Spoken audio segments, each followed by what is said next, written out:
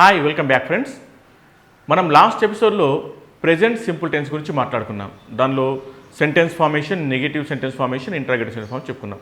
మనం habitual actions, universal truths, general truths, historical past events, news paper headlines, అది scientific truths, mathematical truths, ఈ విధంగా రకరకాల సందర్భాల్లో ఏ విధంగా ప్రెజెంట్ సింపుల్ వాడతామో చెప్పుకున్నాం.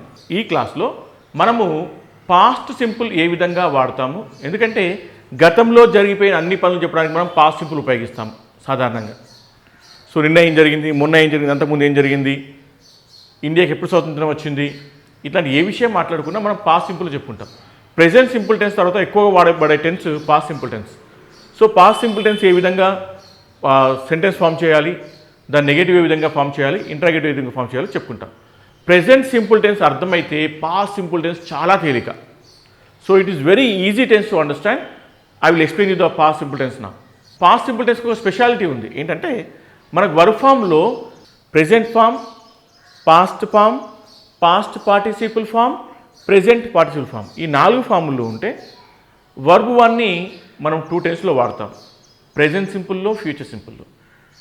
వర్బ్ 3 అంటే పాస్ట్ పార్టిసిపుల్ ఫామ్ని 3 టెన్స్లో వాడతాం. Present perfect, past perfect, future పర్ఫెక్ట్లో. ప్రెజెంట్ పార్టిసిపుల్ ఫామ్ని 6 టెన్స్లో వాడతాం. Present continuous, present perfect continuous, past continuous, past perfect continuous, future continuous, future perfect continuous. కానీ వర్బ్ యొక్క రెండవ రూపమైన పాస్ట్ ఫామ్ని వేరే ఏ టెన్స్లో వాడము, సింపుల్ పాస్ట్ టెన్స్లో తప్ప. సో మీకు V2 కనబడింది అంటే అది సింపుల్ పాస్ట్లో ఉందని అర్థం. ఇది గుర్తించడం చాలా తేలిక, రాయడం చాలా తేలిక. కన్ఫ్యూజన్ ఛాన్స్ లేకుండా ఉండే టెన్స్ సింపుల్ పాస్ట్ టెన్స్. ఎందుకంటే వర్బ్ యొక్క రెండవ రూపాన్ని ఒకే ఒక టెన్స్లో వాడతాము, ఆ టెన్సే సింపుల్ పాస్ట్ టెన్స్. దాన్ని మనం చెప్పుకోబోతున్నాం. సో పేరులోనే ఉంది పాస్ట్, గతంలో. పాస్ట్ సింపుల్ టెన్స్ గతంలో జరిగిపోయిన పనులు తెలపడానికి మనం పాస్ట్ సింపుల్ టెన్స్ ఉపయోగిస్తాం. నిన్న, మొన్న, ఏడాది క్రితము, 2 సంవత్సరాల క్రితం, 10 ఏళ్ళ కింద, 50 ఏళ్ళ కింద, 100 ఏళ్ళ కింద, గతంలో ఎప్పుడు జరిగిపోయిన పనైనా దాని గురించి చెప్పడానికి మనము సింపుల్ పాస్ట్ టెన్స్ ఉపయోగిస్తాము. ఇది ఉదాహరణకు నేను నిన్న ఉత్తరం రాశాను అందాం. ఈ సెంటెన్స్లో ఎప్పుడు జరిగింది పని, నిన్న జరిగింది కనుక పాస్ట్. అప్పుడు ఏం చేస్తాను అంటే I wrote a letter yesterday. ఎందుకంటే గతంలో జరిగిపోయిన పని కదా. సో గతంలో జరిగిపోయిన పనిని తెలపడానికి మనము పాస్ట్ సింపుల్ టెన్స్ ఉపయోగిస్తాము. ఇది గతంలో జరిగిపోయిన పని కనుక వర్బ్ను V2 రూపంలో వాడతాము. వర్బ్ యొక్క రెండవ రూపాన్ని వాడతాము. వర్బ్ యొక్క రెండవ రూపాన్ని మరి ఏ టెన్స్లో వాడము. వర్బ్ యొక్క రెండవ రూపం వాడే ఒకే ఒక tense past simple tense.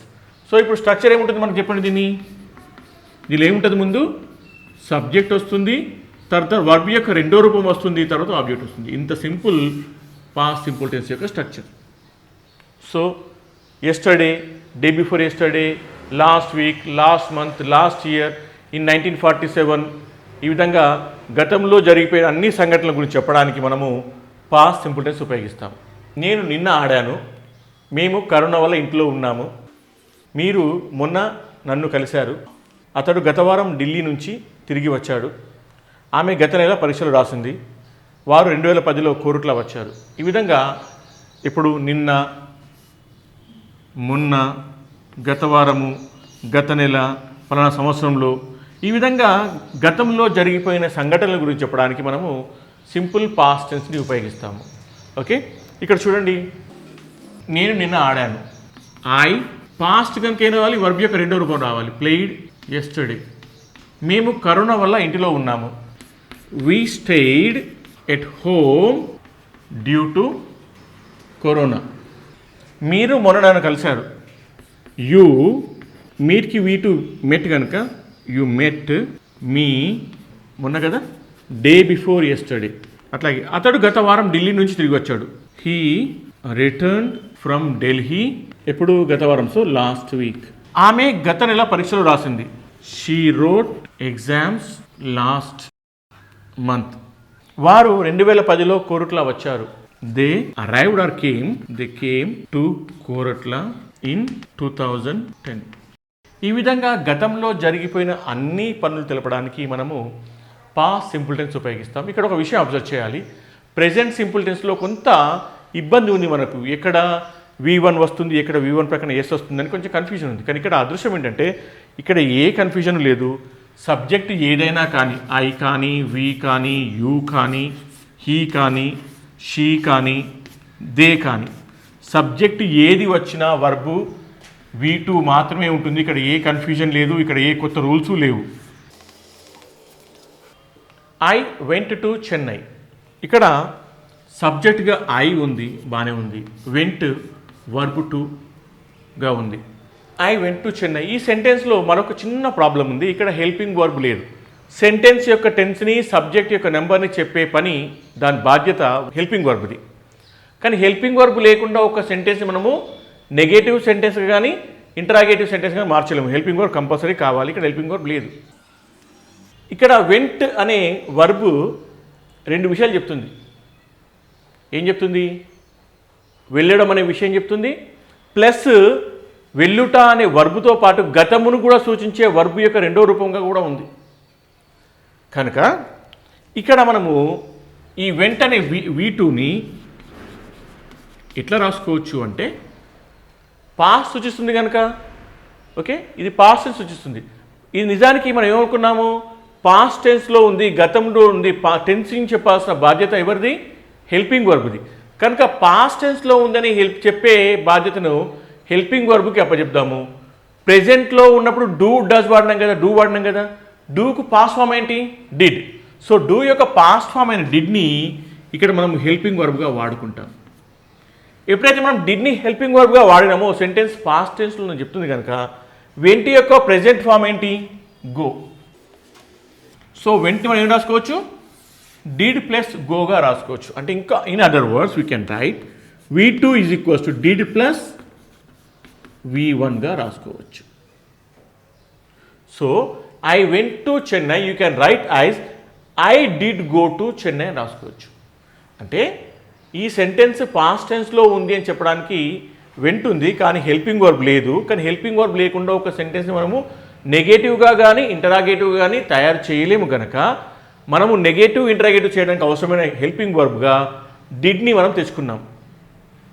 Right? ఎప్పుడైతే డిడ్ వచ్చిందో, డిడ్ కూడా వర్బ్ యొక్క రెండో రూపం కదా.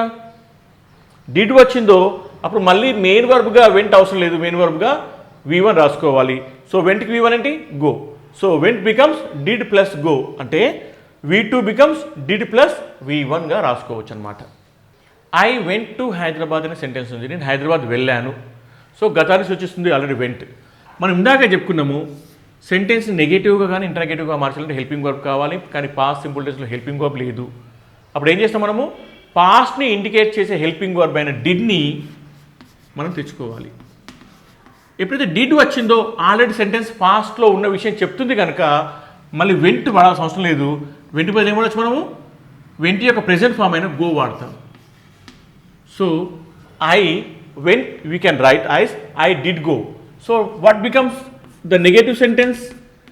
ఐ డిడ్, హెల్పింగ్ వర్బ్ పక్కన నాట్ రాయాలి కనుక ఐ డిడ్ నాట్. వెంట్ ఏమవుతుంది? గోగా మారుతుంది. I did not go to Hyderabad. Again what will be the interrogative sentence?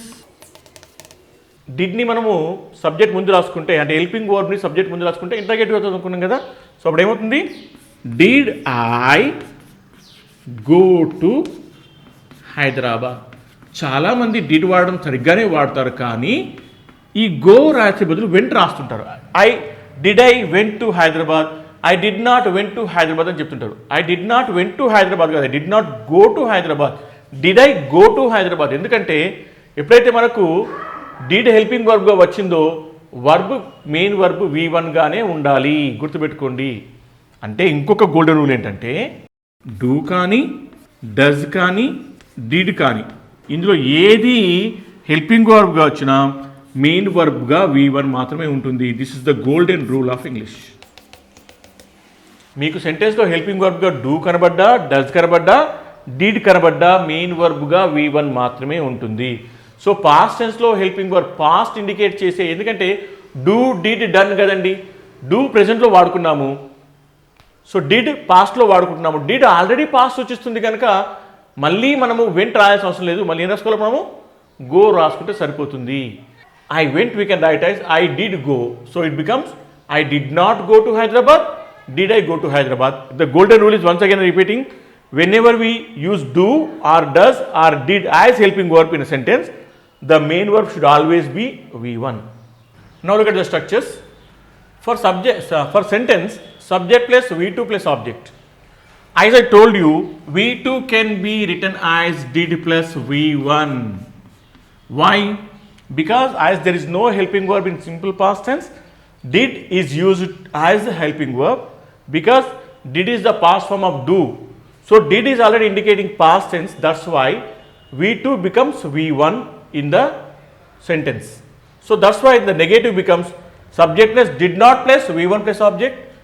Shortest time question did plus subject plus V1 plus object, and longest time question becomes WH pronouns plus did plus subject plus V1 plus object. So I went to Hyderabad. I did not go to Hyderabad. Did I go to Hyderabad? When did I go to Hyderabad? Why did I go to Hyderabad? How did I go to Hyderabad? How many times did I go to Hyderabad? You can ask many questions like this. Okay. So copy this in your notebook and try to form as many sentences as possible. Friends, I am giving you a small homework now. So వీటికి మీకు V2, V1, V2, V3 మూడు ఫామ్లు ఇచ్చాను. మీరు V2, V1 వాడుకోవచ్చు. ఇక్కడ మీ convenience కోసం ఇచ్చాను. So సెంటెన్స్ని translate చేయండి, దాని నెగిటివ్ రాయండి, షార్ట్ ఆన్సర్ క్వశ్చన్ రాయండి, లాంగ్ ఆన్సర్ క్వశ్చన్ రాయండి. నెక్స్ట్ క్లాస్లో మనము వీటిని ఆన్సర్ చేసుకొని మరొక ఇంపార్టెంట్ టెన్స్ అయిన ఫ్యూచర్ సింపుల్ టెన్స్ గురించి చెప్పుకుందాం. అప్పుడు మనకు మూడు important tenses present simple, past simple, future simple అయిపోతాయి. మనం ఈజీగా ఇంగ్లీష్ను తప్పు లేకుండా మాట్లాడచ్చు. అప్పుడు కమ్యూనికేషన్స్ ఏ విధంగా చేస్తాము, స్కిల్స్ ఏ విధంగా డెవలప్ చేసుకోవాలి, సెంటెన్స్ ఏ విధంగా ఫామ్ చేయాలనే విషయాల్ని మనము మన నెక్స్ట్ క్లాసెస్లో స్పోకెన్ ఇంగ్లీష్ ఏ విధంగా ఇంప్రూవ్ చేసుకోవాలనే విషయాన్ని మన నెక్స్ట్ క్లాసెస్లో మాట్లాడుకోబోతున్నాం. Thank you very much.